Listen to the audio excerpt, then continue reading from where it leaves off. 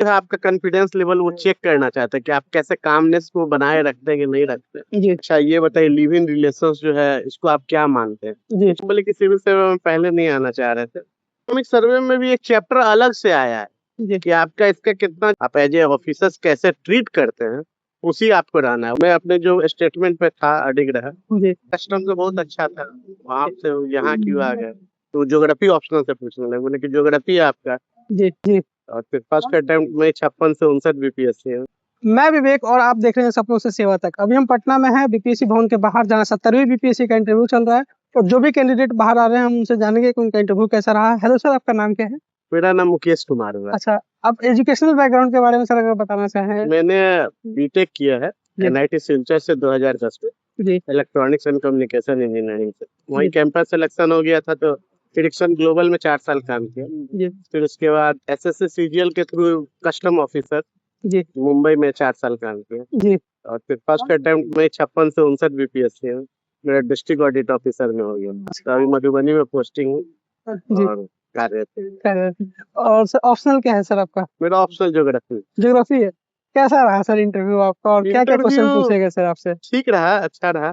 जी। और एक्चुअली सबसे पहले तो जाते ही उन्होंने पूछा कि अच्छा ग्रेजुएशन कब किए, जी। कहाँ से किए? बताया 2010 में किए। तो बोले कितना साल से फिर क्या कर रहे हैं? तो उनको बताना पड़ गया कि मैंने जो है ये पहले इरिक्सन में और जो कस्टम में और फिर डिस्ट्रिक्ट ऑडिट ऑफिसर में। बोले कि क्या कर रहे हैं, ऑडिट किस किस चीज का करते हैं? तो मैंने बताया कि वो टैक्स का जितनी भी कोऑपरेटिव सोसाइटीज हैं उसका ऑडिट करवाते हैं, जी। उसका पेडुजल वगैरह करते हैं, ये सब। जी। फिर बोले कि अच्छा कोऑपरेटिव में अगर ये डेयरी का करते हैं तो उसमें क्या कुछ कमी वगैरह पा? बोले सर डेयरी कॉम्प्लेट के अंदर आता है, उसकी ऑडिट हम लोग नहीं करवाए। जी। फिर उन्होंने क्वेश्चन पूछ दिया लोकपाल बिल क्या है?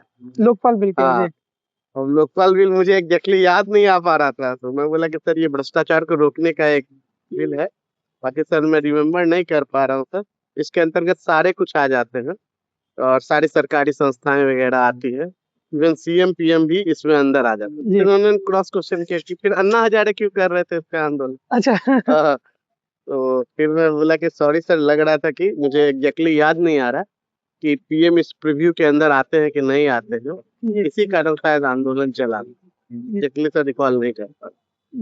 फिर उसके बाद फिर दूसरे मेंबर को उन्होंने दे दिया, तो ज्योग्राफी ऑप्शनल से पूछने लगे, बोले कि ज्योग्राफी है आपका, जी। बताइए कि भारत का सबसे बड़ा रेंज कौन सा है? तो मैंने हिमालयन बोला। बोले ठीक है, हिमालयन तो है, उसका कौन सा है? बोले कि सर वो बृहत हिमालय और ग्रेटर हिमालय शिवालिका सब है। तो बोले वो नहीं जानना चाह रहा। जी। फिर उसके बाद अरावली पे शिफ्ट कर गए, वो लग रहा था अरावली चाह रहे थे। वो बोले अरावली कहाँ से कहाँ तक? जी। तो हम बोले कि राजस्थान, दिल्ली वगैरह, गुजरात वगैरह सब में है। जी। तो बोले कि अरावली क्यों चर्चा में क्यों है? तो वो 100 मीटर का जो है हाइट वाला पहाड़ी जी। वाले उसको लेकर के था, वो बता दिए। जी। फिर बोले कि दिल्ली में क्यों इस पे बसावट इतना ज्यादा है? जी। बोले दिल्ली एक तो कैपिटल है, समतल एरिया है, और जो है वहाँ पे सारे को सुविधा नहीं मिल पाती है, तो एक्चुअली वो प्रीव्यू में नहीं आ पाता है, पहाड़ी माना जाता है तो हटा भी नहीं पाते, इसी कारण वहाँ बसावट। फिर उसके बाद तीसरे नंबर पे वो चले गए। उन्होंने फिर पूछना शुरू कर दिया कि एक क्वेश्चन फिर पूछा था उन्होंने जो मैं जवाब नहीं दे पाया। हाँ, फार्मर्स बिल पूछे उन्होंने। Farmers bill. हाँ, बोले कि सर एग्जैक्टली मैं रिकॉल नहीं कर पा रहा हूँ। जी। फिर बोले कि अच्छा तो आप सिविल सेवा में जो है पहले ही से आना चाह रहे थे? जी। हम बोले कि सिविल सेवा में पहले नहीं आना चाह रहे थे, पहले मेरा मैथ्स बैकग्राउंड था, ओलंपियाड वगैरह क्वालिफाई था, तो मैथ साइंस के प्रति इंटरेस्ट था, इसीलिए इंजीनियरिंग किया एनआईटी। इरिक्सन में काम किया, वहीं पर दोस्त सबसे देखा, एक समाज में अच्छा रुतबा है, पद है, जॉब सिक्योरिटी है, इस कारण मैं इधर आ गया।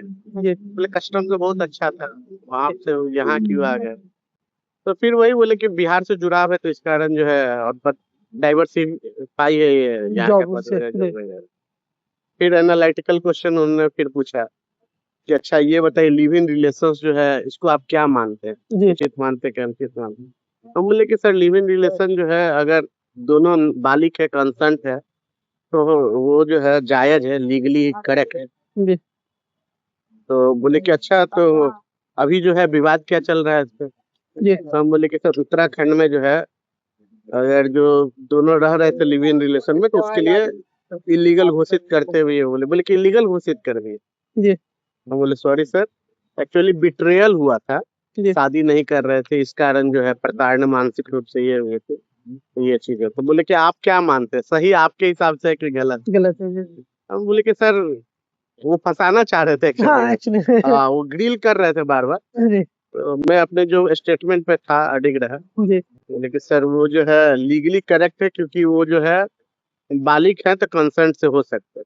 जी अगर दोनों कंसर्न से तोड़े तो ठीक है, अगर कंसर्न से नहीं तोड़े तो बिट्रेयल होता है, जी जिसके कारण विवाद आ जाता है। तो बोले अच्छा दोनों कंसर्न से ही छोड़ दिए, फिर दूसरे के साथ कर लेंगे, फिर तीसरे के साथ कर जाएंगे, तो ये तो हम बोले कि सर इससे समाज पे तो एक खरा इफेक्ट जाएगा। जी वो बस वो यही सुनना सुनना चाह चाह रहे रहे थे। थे जी तो हम बोले कि सर कि वो समाज पे खरा हो जाएगा, तो फिर वो ये रुक हो गए गया, वहाँ पे सेटिस्फाइड हो गया। फिर जी नेक्स्ट वाले से पूछो कि अच्छे बताइए कस्टम में जो है मुंबई से क्या क्या एक्सपोर्ट वगैरह होता है, जी बोले पेट्रोलियम प्रोडक्ट्स वगैरह होते हैं वहाँ से।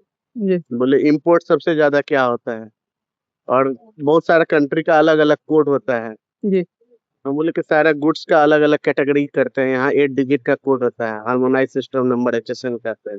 जी और जो है उसके बाद जो है यहाँ से कहाँ कौन सा है, तो हम बोले कि सर ज्वेलरी वगैरह जो होता है वो ज्यादा एक्सपोर्ट, फिनिश प्रोडक्ट होता है, रॉ फिनिश प्रोडक्ट जो है हम लोग ले करके आते हैं। जी बोले रॉ प्रोडक्ट कहाँ से आता है, तो हम बोले रॉ प्रोडक्ट जो है वो साउथ अफ्रीका से आता है। बोले तो ठीक है।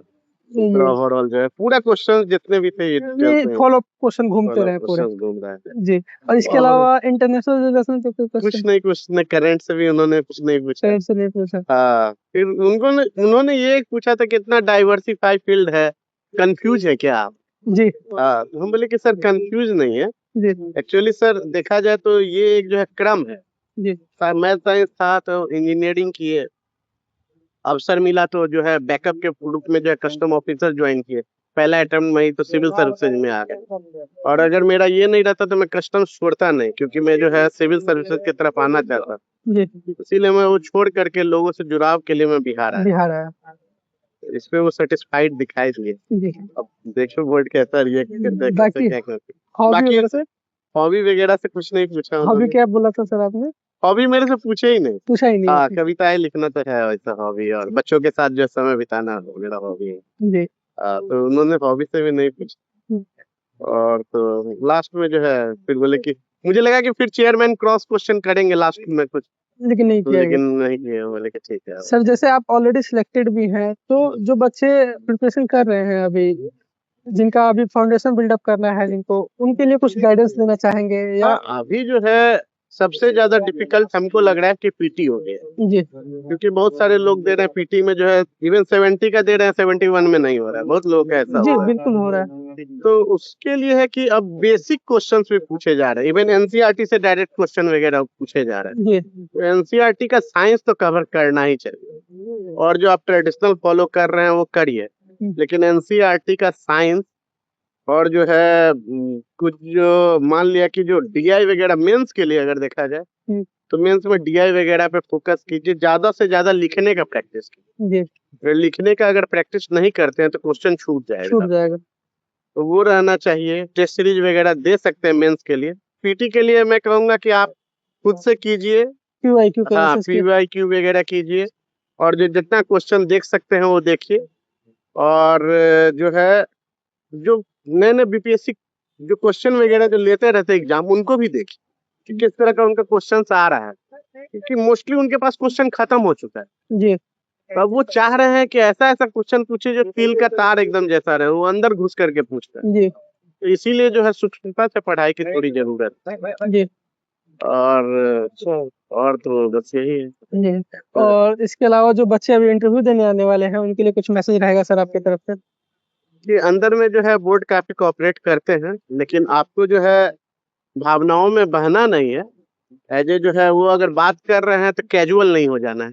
जी आपको जो है अपना आप इंटरव्यू देने गए हैं, आप एज ए ऑफिसर्स कैसे ट्रीट करते हैं उसी आपको रहना है। वो सबको कॉर्डियल बनाते हैं कि आप घबराइए नहीं, ओवर ये करिए, फ्रेंडली नहीं हो जाना लेकिन है आपको ओवर फ्रेंडली नहीं होना है उनको। जी और दूसरा बात है कि जो नहीं आता है उसको स्वीकार कीजिए, ब्लफ नहीं करना है। जी और फैक्चुअल क्वेश्चंस है, अगर आता है तो सीधे सॉरी सर, अगर आता है तो जवाब दे दीजिए, नहीं आता है सॉरी सर कह के हाँ आगे ये बढ़िए कर सकते हैं। ये नहीं कि आप उस पर हाँ आगे उस रह पे ये जाए नहीं कि करिए। अब जैसे लोकपाल बिल उन्होंने पूछा, मुझे याद नहीं आ रहा, अब मैं उनको जो है कैसे क्या मेंबर्स रहते हैं वो उस स्ट्रक्चर पे याद करके कुछ घिसा पिटा देता तो मुझे लगा कि वो नहीं देना चाहिए, तो मैं सॉरी सर सीधे कर। जी या फार्मर्स बिल मुझे याद नहीं था, मैंने सीधे सॉरी सर कह करके वो चीज ये कर दी। जी तो वो है कि फैक्चुअल क्वेश्चन है, आ रहे हैं तो सही से जवाब दीजिए। कॉन्फिडेंस और आपका कैसे भाव रहता है, आप जैसे मान लिया कि क्वेश्चन नहीं आ रहा है, तो उसके बाद जो है आपका कॉन्फिडेंस लेवल वो चेक करना चाहते हैं कि आप कैसे कामनेस को बनाए रखते हैं कि नहीं रखते हैं, जी वो देखना चाहते हैं, जी मुझे ऐसा लगता है। पोस्ट प्रेफरेंस पे सर कोई क्वेश्चन पूछा गया हो आपसे? हाँ, पोस्ट प्रेफरेंस पूछे, बिहार एडमिनिस्ट्रेटिव सर्विस पे बिहार एजुकेशन सर्विस। जी हाँ, तो फिर यही दोनों को पूछे, फिर उसके उन्होंने आगे फॉलो अप क्वेश्चन उसको नहीं follow up पूछा है। question। कल को सर आप एसडीएम बनते हैं तो आप ऑलरेडी सर्विस में है, तो आप क्या क्या चीजें चेंजेस करने की कोशिश कीजिएगा, किस तथ्यों पे काम करने की कोशिश कीजिएगा? देखिए एसडीएम का जो है काफी डाइवर्सिफाई तो है फिर। जी मेरा जो है टाउन प्लानिंग जो है उस पे तो पहला ध्यान रहेगा, क्योंकि हर एक शहर में जो है ना नाली गली और पक्की सड़कों का बहुत, और दूसरा जो है फार्मर्स जैसे जो जो हमारे 70% लोग जो जनता है जी उनको बहुत सारी चीज की जानकारी ही नहीं है। ग्राउंड रियलिटी ये है जी कि एग्रीकल्चर वाले एग्रीकल्चर उनको सॉस बनाना जो है अगर ये बता दिया जाए कि अरे आप टमाटर उपजा रहे हैं, नहीं अगर बिक रहा है 2 तो रुपए किलो, सॉस बना सॉस बना दीजिए, पैकेजिंग कीजिए उसको। पैकेजिंग कीजिए। आप जो है फ्रूट्स वगैरह अगर उपजाते हैं, आप थोड़ा व्यवसायिक के तरफ जाए, कॉमर्शियल्स में भी जाए, सिर्फ धान गेहूं ट्रेडिशनल मत जी कीजिए, प्रोसेस ड्रैगन फ्रूट्स वगैरह यहाँ पे कीजिए। जी तो वो सब क्या करेंगे, अब मान लिया कि आप फ्रूट्स कर रहे हैं, फ्रूट सलाद मत भेजिए, उसको पैकेज करके उसको ये करिए। तो आप जो है थोड़ा सा उनको जो है बताना भी जरूरी है, उनको उनको जो है सही पता ढंग से नहीं। गाइडेंस वगैरह मिले। और एग्री प्रोडक्ट्स में जैसे अभी डाइवर्सिफाई किया जा रहा है, मेगा फूड पार्क वगैरह बनाया जा रहा है, तो उसकी जानकारी भी देना, जी तो वो एक चीज रहेगी। और तीसरी प्रायोरिटी मेरी जो है वो जो हर एक जिले में जो औद्योगिक क्षेत्र बनाया जा रहा है, समृद्धि यात्रा चल रही थी मुख्यमंत्री महोदय जी की, जी तो वहां पर जो है ना इंडस्ट्री से बहुत ज्यादा बेनिफिट मिलने वाला है। तो हर एक का स्किल क्रांति आनी चाहिए, स्किल रेवोल्यूशन। जी यानी आप जैसे इंजीनियरिंग कर रहे हैं लेकिन स्किल नहीं, जी आपको आपको मान लिया कि इलेक्ट्रॉनिक्स आप टीवी एक नहीं ठीक कर पा रहे हैं, आप जो है एक चिप बना नहीं पा रहे हैं, जी तो आप कैसे उसको लिए जो है आजकल कोई बड़ा बात नहीं, आपको सारा इंटरनेट वगैरह पे अवेलेबल हो लेवल जाएगा। चीज है जी कैसे फैब्रिकेशन वगैरह करते हैं, कैसे क्या करेंगे।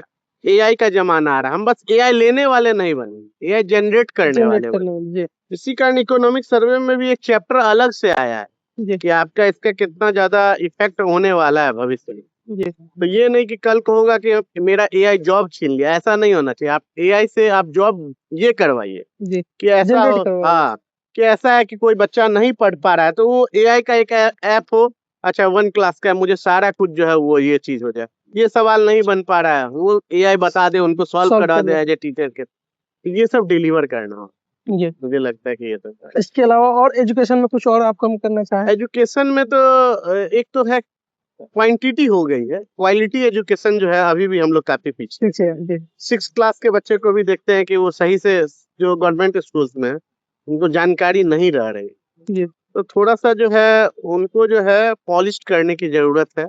उसके लिए जो है अभी सरकार के द्वारा एईडीओ का जो किया जा रहा है, इसी कारण किया जा रहा है। जी आप घूम घूम करके बताइए, क्वालिटी को थोड़ा क्वालिटी इम्प्रूव को इम्प्रूव कीजिए। कीजिए जी नई शिक्षा नीति आ गई है जी लेकिन कागज पे आई है, ग्राउंड पे ग्राउंड पे अभी तक नहीं आई है। जी तो वोकेशनल कोर्स जो है 6 क्लास से शुरू करना है। जी अभी जो ट्रेडिशनल हिस्ट्री ज्योग्राफी पढ़े जा रहे हैं उसका यूज नहीं है, वैसा वाला नहीं चीज है। जी आपको पहले ही वोकेशनल ट्रेनिंग, अरे हमको इंटरेस्ट है पढ़ाई वगैरह में, रोबोटिक्स में, जी या किसी भी तरह का अगर इंटरेस्टेड है तो बहुत सारा मौका है, छात्रवृत्ति योजना वगैरह चल रहा है, जी उसका लाभ लेकर के आगे बढ़ सकते जी ये तो कर।